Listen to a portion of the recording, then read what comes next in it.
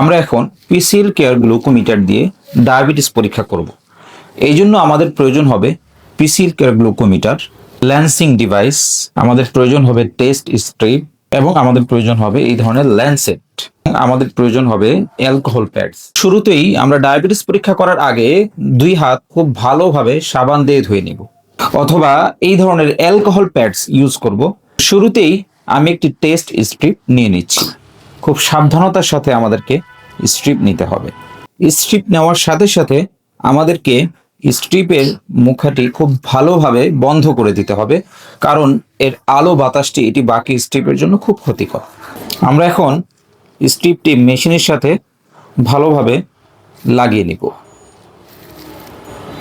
লাগানোর সাথে সাথে এখানে সিগন্যাল দিবে এবং স্ট্রিপ লাগানোর পরে আমরা একটা জিনিস খেয়াল করব, এখানে একটি 915 একটি কোড আছে। এই কোডটি আমরা স্ট্রিপের যে কোডটা, এই কোডের সাথে আমরা মিলিয়ে নিব। এবার আমরা ল্যান্সিং ডিভাইসটি খুলে নেব। এরপরে ল্যান্সেটটিকে আমি হালকাভাবে ঘুরিয়ে আমি এটাকে খুলে নেব। এরপর ল্যান্সেটটিকে আমি ল্যান্সিং ডিভাইসের সাথে আমি অ্যাডজাস্ট করে নিব। এরপর ল্যান্সিং ডিভাইসটি আমি এইভাবে আস্তে করে বন্ধ করে দিব। এরপর আমি আমার হাতের আঙ্গুলের চামড়ার পুরুত্ব অনুযায়ী এখানে সংখ্যাটি আমি অ্যাডজাস্ট করে নিব। এবার আমি একটি অ্যালকোহল প্যাড নিয়ে নিব, যেটা দিয়ে আমি যে আঙ্গুল থেকে আমি ব্লাড দিব সেই আঙ্গুলের মাথার যে জায়গাটি খুব ভালোভাবে আমি পরিষ্কার করে নিব।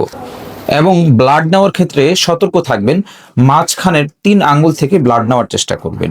আর ব্লাড নেওয়ার ক্ষেত্রে আঙ্গুলের এই সাইড থেকে আমরা ব্লাড নিব, মাঝখান থেকে ব্লাড নিব না, কারণ এখানে প্রচুর পরিমাণ নার্ভ রয়েছে। এখানে যদি আমরা ব্লাড নেই তাহলে নার্ভগুলো আঘাত পাবে। তো এই জন্য আমি আঙ্গুলের সাইড থেকে খুব ভালোভাবে পরিষ্কার করে নিচ্ছি এবং শুকানোর আগ পর্যন্ত আমি অপেক্ষা করব। শুকিয়ে যাওয়ার পরে আমি ব্লাড দিব।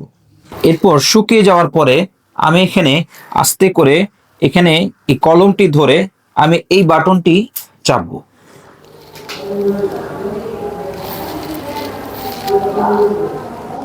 তো দেখতে পাচ্ছেন এখানে ব্লাড চলে এসেছে। এই ব্লাডটি আমি এই জায়গাটি আমরা ভরে দিব। দেখবেন খুব অল্প সময়ের ভিতরে রেজাল্ট চলে আসবে। আমার ডায়াবেটিস পরীক্ষা করা হয়ে গেলে আমি এই বাটনটি হালকা করে চাপ দিব। এরপর আমি এই ল্যান্সিং ডিভাইসটিকে এইভাবে খুলে নিব। আপনারা চেষ্টা করবেন একটি সুই একবারই ব্যবহার করার জন্য। এই সুইটিকে বের করার জন্য এই বাটনটি হালকা করে চাপ দিই। আমি এই ল্যান্সিং ডিভাইসটিকে এইভাবে হালকা করে আমরা লাগিয়ে নিই। এইভাবে সতর্কতার সাথে আমরা যদি ডায়াবেটিস টেস্ট করি তাহলে কিন্তু আমাদের রেজাল্টগুলো খুব একুরেট আসবে। কিন্তু মেশিনে একটা অ্যাডভান্স ফিচার দেয়া আছে যে আমি খাবারের আগে পরীক্ষা করছি নাকি খাবারের 2 ঘন্টা পরে ডায়াবেটিসটা পরীক্ষা করছি। এটা দেওয়ার জন্য আপনি কিন্তু এই মেশিনের এস বাটনটি ব্যবহার করে আপনি চেঞ্জ করতে পারবেন। তো চলুন দেখা যাক কিভাবে এই কাজটি করতে হয়।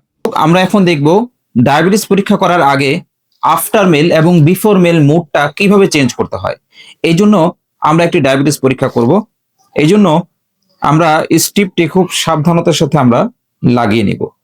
আস্তে করে স্ট্রিপটি লাগিয়ে নিব, একটু সাউন্ড হবে। সাউন্ড হওয়ার পরেই দেখবেন যে এখানে একটি মোড চলে আসছে, অর্থাৎ বিফোর মেল। আমি যখন এস বাটনে ক্লিক করব এটি হচ্ছে আফটার মেল। আবার যখন এস বাটনে ক্লিক করব এটা হচ্ছে কন্ট্রোল মোড। 3টা মোড দেওয়া আছে। আপনারা ডায়াবেটিস পরীক্ষা করার আগে এইভাবে কিন্তু আপনারা মোডগুলো চেঞ্জ করে নিতে পারবেন। তো আমি চাচ্ছি বিগত 7 দিন, 14 দিন, 21 দিন এবং 28 দিনের একটা গড় ডেটা আমি দেখব।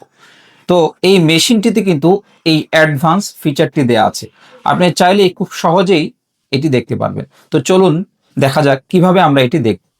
আমরা এখন দেখব গত 7 দিন, 14 দিন, 21 দিন এবং 28 দিনের যে আমি ডায়াবেটিস পরীক্ষা করেছি এর গড় ডেটা আমি কিভাবে দেখব, রেজাল্টগুলো কিভাবে দেখব। এই জন্য আমি এম বাটনে ক্লিক করব। এম বাটনে ক্লিক করার সাথে সাথে সর্বশেষ যে আমি ডায়াবেটিস পরীক্ষা করেছিলাম তার একটা রেজাল্ট দেখাবে। এরপরে আমি এস বাটনে ক্লিক করব। এস বাটনে ক্লিক করলে 7 দিনের গড় ডেটা দেখাবে। আবার আমি এস বাটনে ক্লিক করে 14 দিনের গড় ডেটা দেখব। আবার এস বাটনে ক্লিক করে 21 দিনের গড় ডেটা দেখব। আবার এস বাটনে ক্লিক করে 28 দিনের গড় ডেটা দেখব। এইভাবে প্রিয় দর্শক আপনি কিন্তু মোড চেঞ্জ করে করে, যেহেতু মেশিনটি নতুন এই জন্য কোনো ডেটা দেখাচ্ছে না। এরপর আমি এম বাটনে ক্লিক করে মেশিনটি আবার আমি অফ করে নেব।